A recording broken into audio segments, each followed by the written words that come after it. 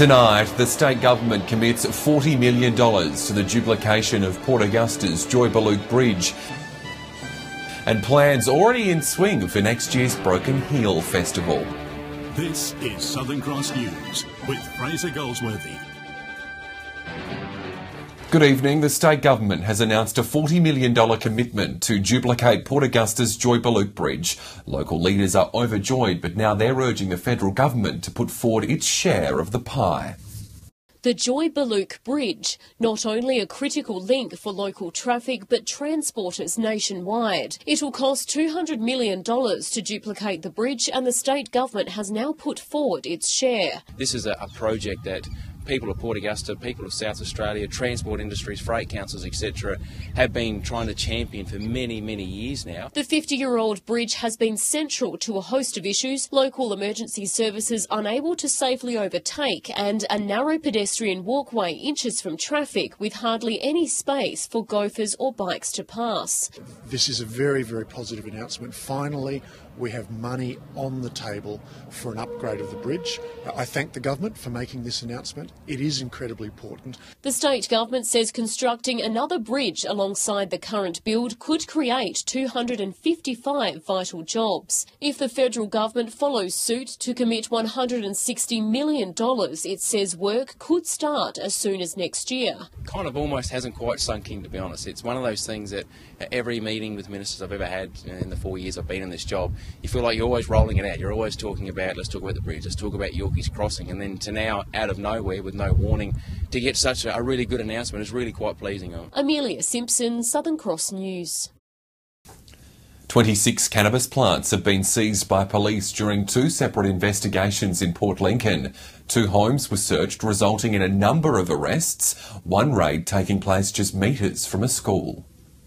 2 drug busts resulting in the discovery of dozens of cannabis plants worth thousands of dollars on the street. 3 people were taken into custody, and police say there could be more. We've really been targeting drug dealers. Earlier this month, Port Lincoln police attended a home on Adis Court. After searching the premises, they found 16 cannabis plants growing in the backyard. A 46-year-old man was arrested at the scene, accused of cultivating the plant. The crop just metres away from a local special needs school. Then on Wednesday, following a tip-off, police searched a house on Eltham Avenue. Inside they found a hydroponic setup with 10 plants growing under lights. Police then arrested a 38-year-old man and 37-year-old local woman. Excellent work by police resulted in 2 people being arrested for the cultivation of cannabis. Officers hoping to send a clear message. If you want to grow drugs, if you want to deal drugs and make a living out of other people's misery, then we're going to target you.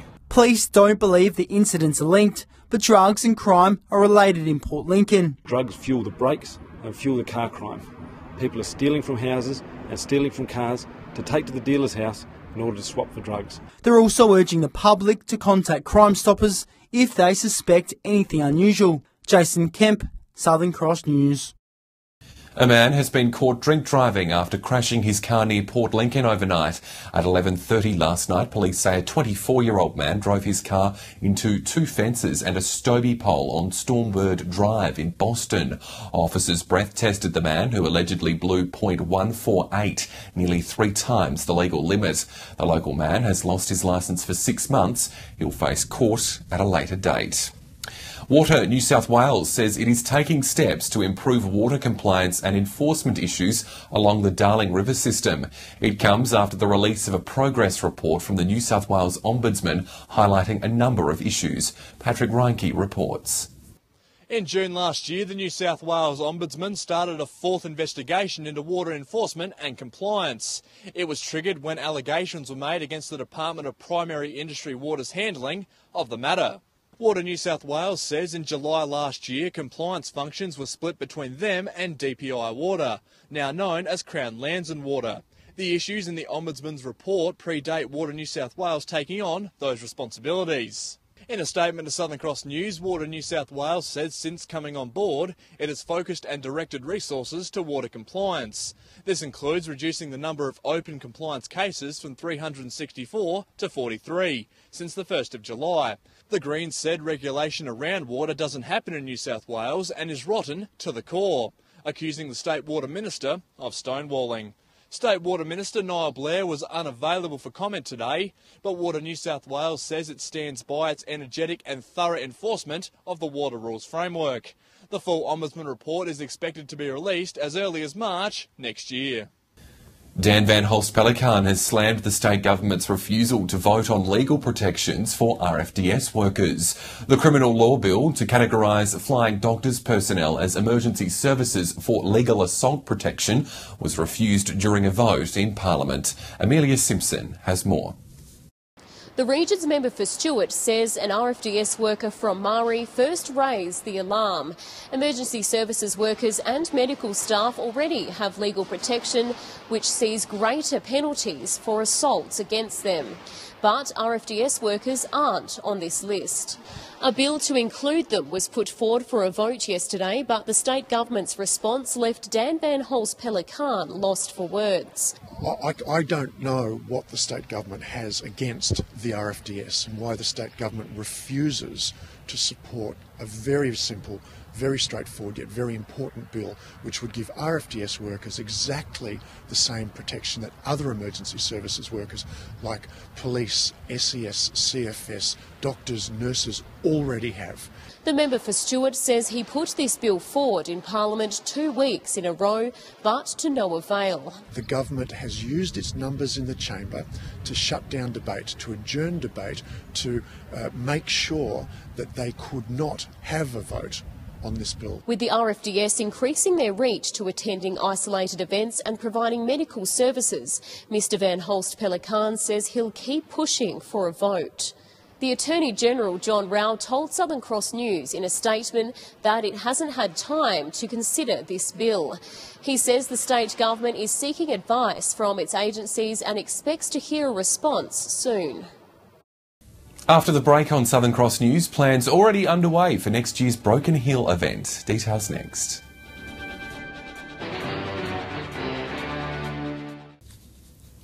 Four new Indigenous centres, including one in Port Lincoln, will be created as part of a training program to help Aboriginal youths engage in education and employment. This centre will have quite a big impact on young Aboriginal people in Port Lincoln because it provides really focused, specific support around education and employment for young people, young Aboriginal people in Port Lincoln.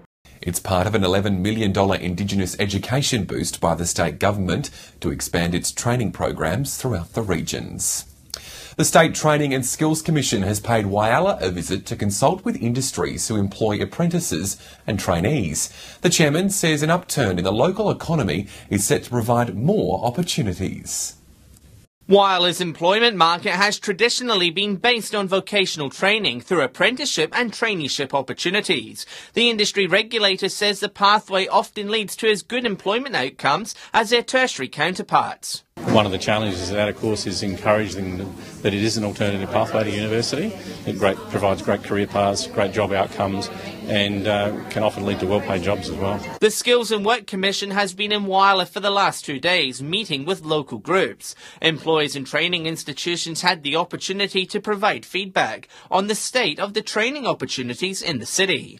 With Whyalla now on the road to growth, operators say it's important we have the right training needs. It's a very positive time ahead for Whyalla, and so we think that by coming here we can help to shape the future and the government policy around supporting the regions. While mining is growing, Mr Boyce nominated other fields, saying aged care and the NDIS are offering a lot of opportunities. 400 to 500 jobs in full-time.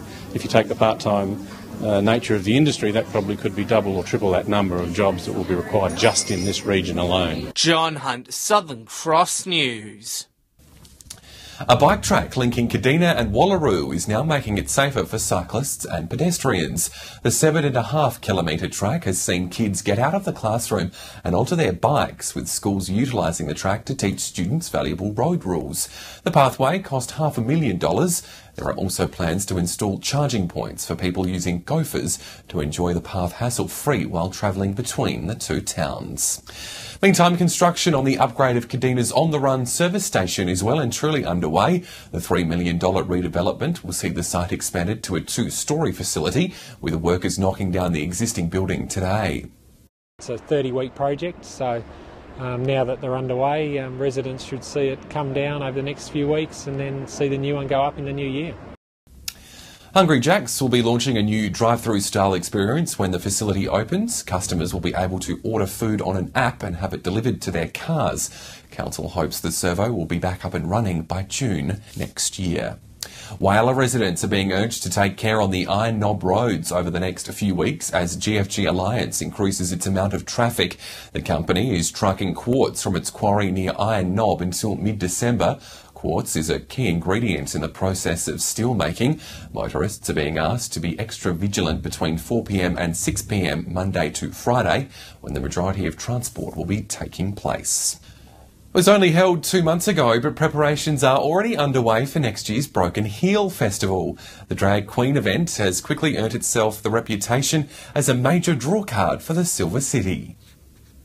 It's 3 days of glitz and glamour. The Broken Heel Festival was an overwhelming success this year, with hundreds of interstate visitors converging on the town. Now work is already underway to make next year's event bigger and better. Very excited to get the next one up and happening. Organisers aren't giving away too much just yet. We're working on a fantastic lineup. We have rebooked some of our artists. We had quite a few headliners sort of begging us to rebook them, but certainly there will be new acts. On the Saturday night alone, nearly 1,000 festival goers piled into the Palace Hotel to catch some dazzling shows.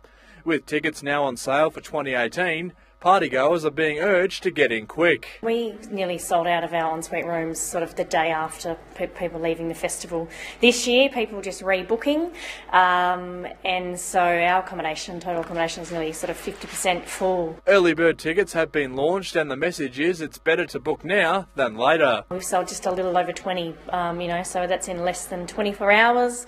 Already we've seen sales Victoria, New South Wales and Queensland, I'm hoping this year we had sales all around Australia. Patrick Reinke, Southern Cross News. In the news ahead, the town of Peterborough celebrates receiving 2 gongs at the Tourism Awards. Details next. The town of Peterborough has even more reason to boast its strong tourism pull, walking away with 2 awards. The recognition celebrating the hard work that went into creating new tourism opportunities for visitors to the town.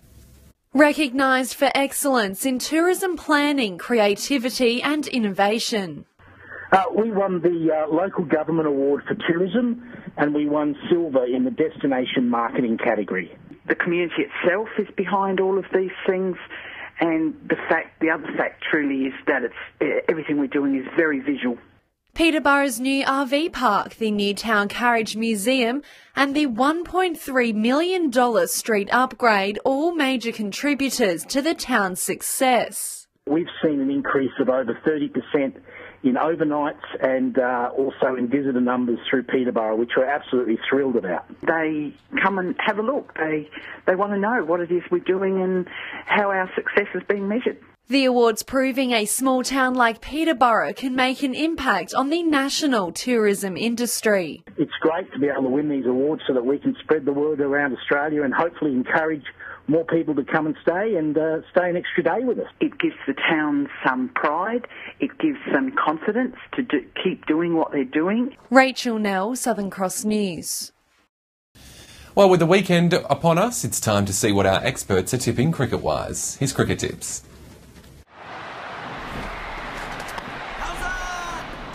Yeah, g'day and welcome to this week's round of Cricket Tips for Port Augusta. Some big games this week. We see 1 and 2 on the ladder. South Augusta take on Central Stirling. This should be a very good match, but I can't see Central Stirling beating South, who I think are the best team in the league. The other match takes on giant proportions. Corn take on West Augusta in Corn. Corn must win. If Corn lose this match, they can probably kiss the finals goodbye. Which would be a big shame considering they are the grand final winners from last year. I'm going to go for Corn at home, but I would not be surprised if West Augusta win. So there are my 2 winners, South Augusta and Corn. Hello and welcome to round 7 of Port Pirie Cricket. This round starts with the undefeated Props taking on Solly North at Globe Oval on Saturday. Solly North will be disappointed with their season so far, with their batsmen struggling to post competitive scores. Props continue to bowl sides out cheaply, then chase the score down without too much trouble. I'm tipping Props to continue their good form. The Sunday game sees Wandeera up against Southport. Wandeera will be looking to bounce back after a disappointing effort last week where they were bowled out for just 120 runs on the hard wicket. Southport are winless this season and desperately need some top order runs if they are to be any chance in this match. I'm tipping Wandeera. Saturday will see Central Wyler play South Wyler at Memorial Oval. Central Wyler have been firing on all cylinders with their top order batsmen making plenty of runs, led by Josh Ackland and Brad Smith. South Wyler will need Pat MacArthur to try and rip through their top order and probably make some runs too. Sunday will see North Wyler play Rapina at Memorial Oval. North Wyler will need Ashwin Srikanth to continue on with his form and would like to see Shane Dunbar in his second game for the club make some runs as well. Rapina will need Greg Feebig and Dale Chinawa to lead by example if they're to take the points. Round 5 of Broken Hill District Cricket this weekend, and it should see Central continue their dominance of local cricket. They take on North at the Jubilee Oval on the Sunday. Central's batting and bowling at the moment they're the complete outfit, and I think they should continue their dominance with an easy win over North. West take on South at the game at the Alma on Saturday. This should be a very even contest. South have been competitive this year without winning. They see this game as an opportunity to put a win on the board. I don't think there'll be much in it, but West possibly may fall over the line.